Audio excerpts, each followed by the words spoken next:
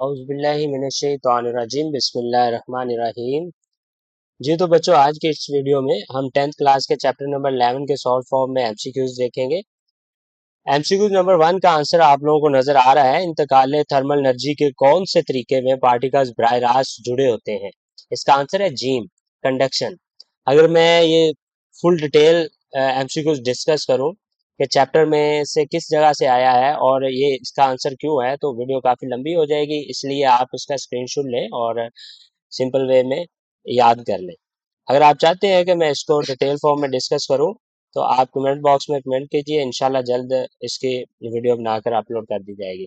Next MCQs number 2 है कि मायात और गैसों में कन्वेंशंस करंट्स किस वजह से बनते हैं? तो इसका आंसर है जी बे वाला, गर्म हिस्सों के ऊपर उठने और ठंडे हिस्सों के नीचे आने से। नेक्स्ट एमसीक्यूज नंबर 3 का आंसर आप लोगों को नजर आ रहा है, बे वाला आंसर है जमीनी और समंदरी हवाएं।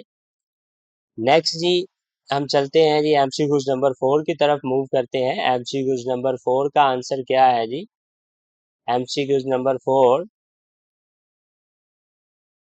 स्क्रीन पे आप लोगों को इसका आंसर नजर आ रहा है। इसका जीम वाला आंसर है, इलेक्ट्रोमैग्नेटिक वेव्स के जरिए बगैर किसी मीडियम के रेडिएशंस के जरिए हरारत किस तरह मुंतकिल होती है? तो इसका आंसर जीम है जी।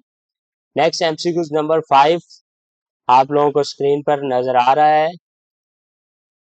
ले जी, इसका आंसर है जी दाल वाला है। नेक्स्ट एमसीक्यूज नंबर 6 की तरफ मूव करते हैं जी। एमसीक्यूज नंबर 6 का आंसर है जी जीम वाला, मुनासिब मकदार में हरारत रोक कर टेम्परेचर को बरकरार रखता है। ओके हो गया, ग्रीन हाउस इफेक्ट का ये किरदार होता है। नेक्स्ट जी, एमसीक्यूज नंबर 7 है।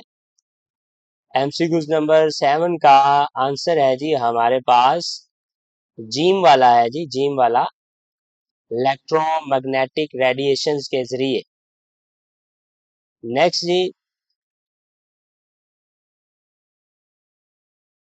एमसीक्यू नंबर 7 का आंसर हो गया जी, इलेक्ट्रोमैग्नेटिक रेडिएशन के जरिए सूरज की हरारत जमीन तक किस तरह पहुंचती है। ओके जी, अल्लाह हाफिज, दुआओं में याद रखिएगा और अपना ख्याल रखिएगा। ओके जी।